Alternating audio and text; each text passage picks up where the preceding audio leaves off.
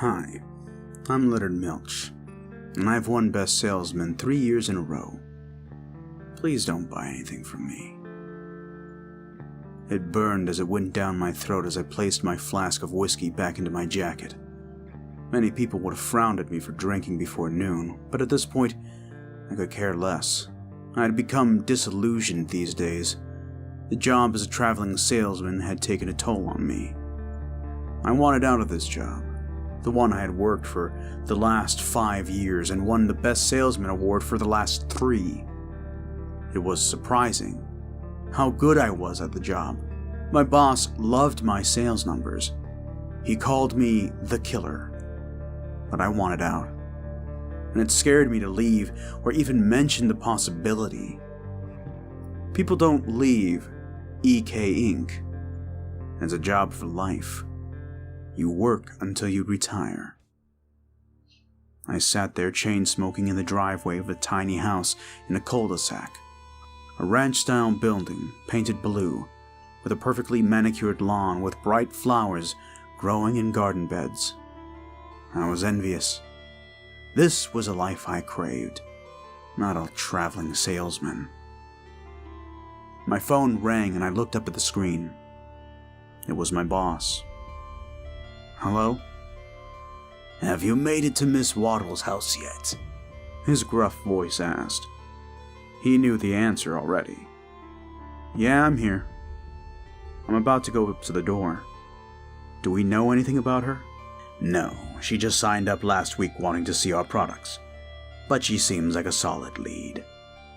I'm sure Lou will throw a fit if I beat him in sales again this month, I replied, while I lit another cigarette. The boss called Lou his golden goose once. For the last 3 years, I outsold him. Lou hated that. He often accused me of being a kiss-ass, and that the boss was sweet on me.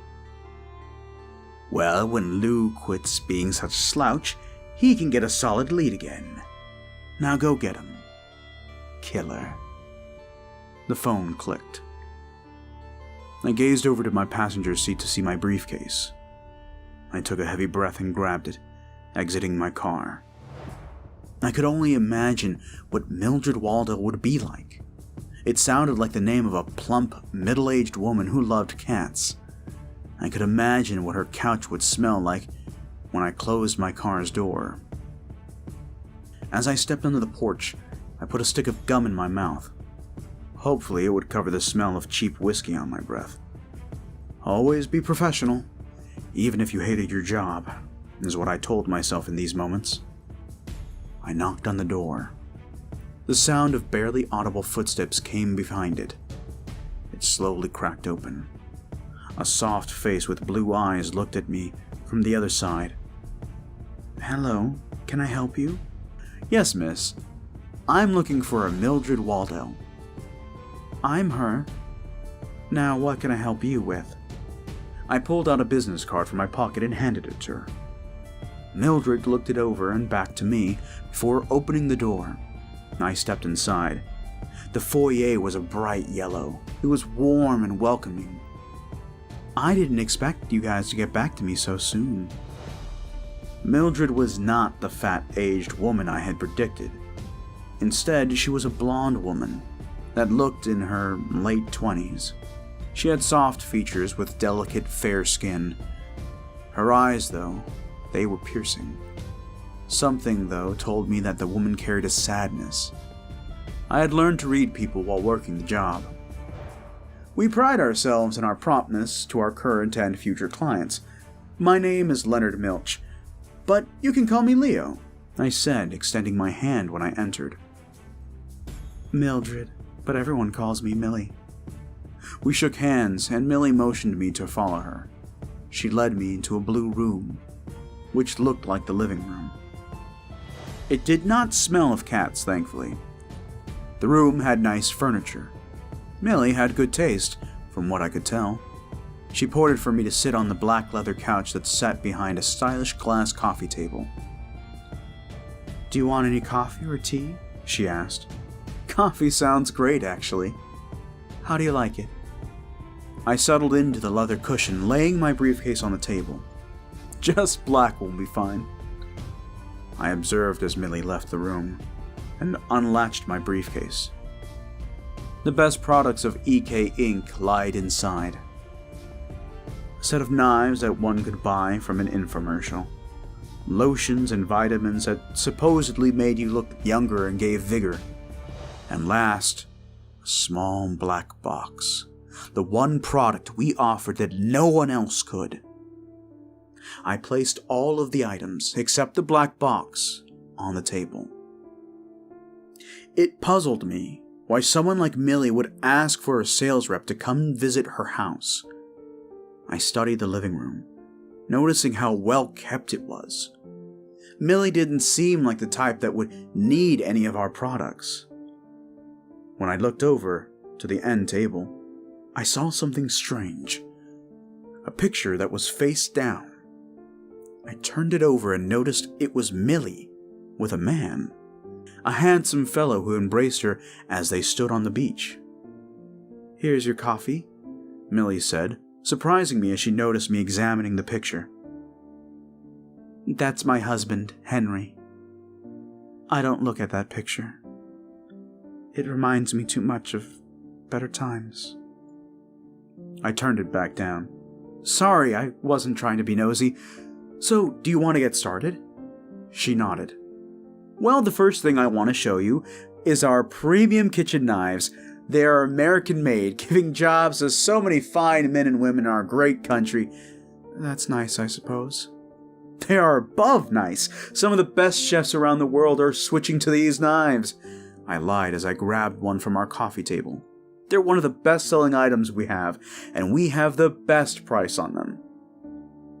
Millie's left eyebrow lifted in the air, part annoyed and uninterested. I placed the knife back on the table. No one ever wanted to buy them. Next, I lifted the Immortal's oil to display. It was Vaseline mixed with lavender, with a claim that it could make you look 10 years younger. "Mr. Milch, I have no interest in products I can buy at the mall. I contacted your company about your exclusive products. Please, call me Leo." "Okay, Leo. If you are going to waste my time, then I will ask you to leave."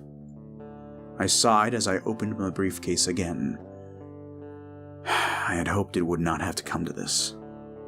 The black box was small as I placed it on the coffee table. Millie leaned in as I opened it, revealing a small dagger and a book. The cover was skin-colored leather. I often wondered if it was human skin, but never had enough courage to ask. "Millie, I want to warn you. This isn't for the lighthearted." "I know that, Leo, but this is what I want. If you want to continue, I will need you to fill out some forms," I said while studying her face. A tear formed in the corner of her eye. "That includes your payment plan, Millie." "Fine," she replied nervously. I reached into the briefcase and pulled out the paperwork. "I'm gonna set this on the table and step outside for a moment and give you some time." Millie remained silent as I walked out. My hands shook as I lit a cigarette. I hoped that Millie would change her mind. The deal we offered was one-sided, and clients in the past learned that the hard way. It only offered a temporary reprieve with a heavy debt. One that no one could ever repay. I grabbed my flask and phone before taking a long drink from it. It was time to call the boss. I would please him with the news of Millie's interest. The phone rang for a few moments when I heard his voice. "What do you got, killer?" "She's looking at the papers as we speak," I answered. He laughed. "Good job. That's why I always send you. Now give us a call when you've completely sealed the deal." "I'll do it as soon as I know, boss." I finished my cigarette and lit another. My stomach felt in knots. This had happened too many times before. All I could do was hope that she would not sign those papers. The phone clicked. I looked back at the house. It was time to go back in as I stamped the cigarette out on the ground. I slowly walked toward the door, thinking maybe I could talk her out of it. My pleas had failed all the past clients. They never changed their minds. When I stepped in, I could see Millie in tears as she held the pin over the paper. Her hand trembled. The only line left was the one meant for her signature. I sensed hesitation, and I walked over, placing my hand on her wrist to comfort her. You don't have to do this, Millie. I promise you it isn't worth it. Whatever pain you are in is only temporary, and it will get better. But not like this. What do you know? She snapped. A lot, actually. I've seen a lot of people go down this path, and it never ends well. She sobbed, placing the pin against the paper. He doesn't love me anymore. He never spends time with me and stays out late, says he's working, but I know he isn't. Do you know all of this for sure? This isn't something you can walk back from if you're wrong. I am, she cried, slapping my hand off her wrist. She wrote Mildred Waddle on the paper. There was no turning back now. Like usual, they never changed their minds. I stood up, disappointed, and grabbed a knife and book from the table.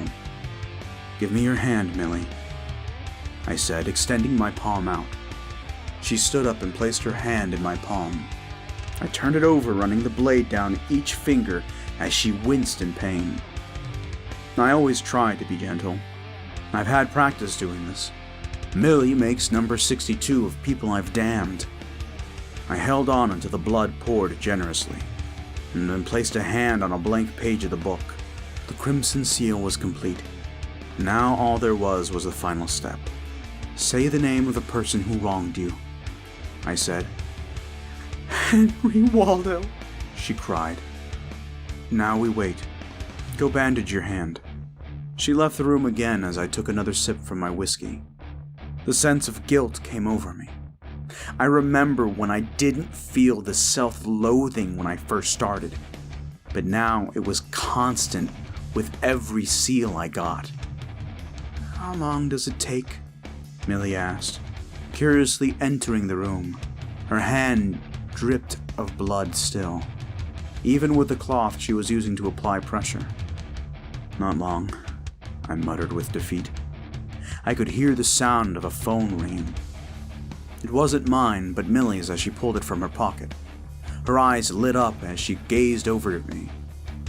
It's Henry. Answer it, I replied, drinking from my flask. She lifted the phone to her ear.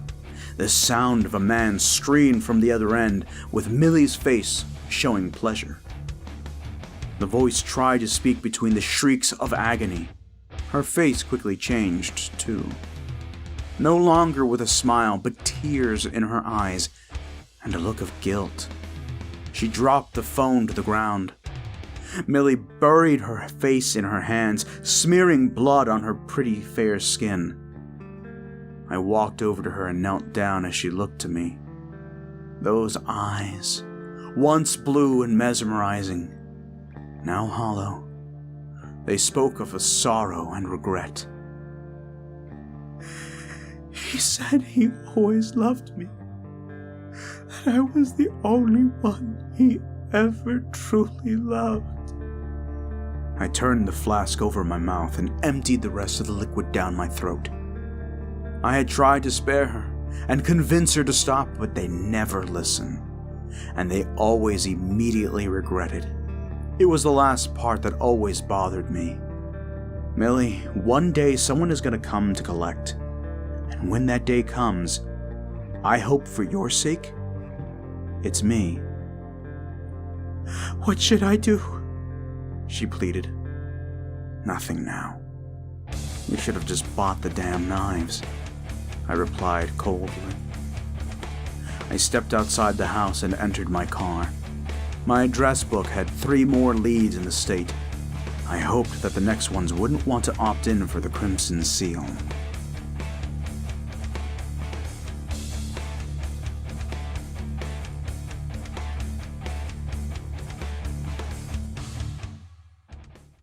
Hello, ladies and gentlemen, it's me, the Right Hand of Doom. I hope you enjoyed that story, or part 1 of this trilogy. I am hoping to record these and get them out to you as soon as possible. It's been a while since I've done any stories, and I figured with my new microphone and everything, I'd try to give you guys something new. I did want to tell you guys also that Laughably Dapper Entertainment is releasing episodes.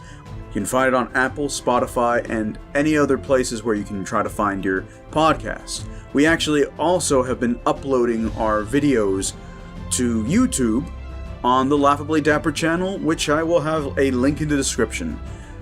We also have a Patreon page, as well as myself, if you want to go ahead and help us out. I know times are tough, and that's why things are a little rocky, but we want to bring you the best quality of our entertainment that we can, so any little bit helps. In the meantime, let me know what you thought about this video in the comments below. Like, share, and subscribe. And as always, sweet dreams and pleasant nightmares. Spotify, Google, Apple. Do you need to write this down? No, fuck you.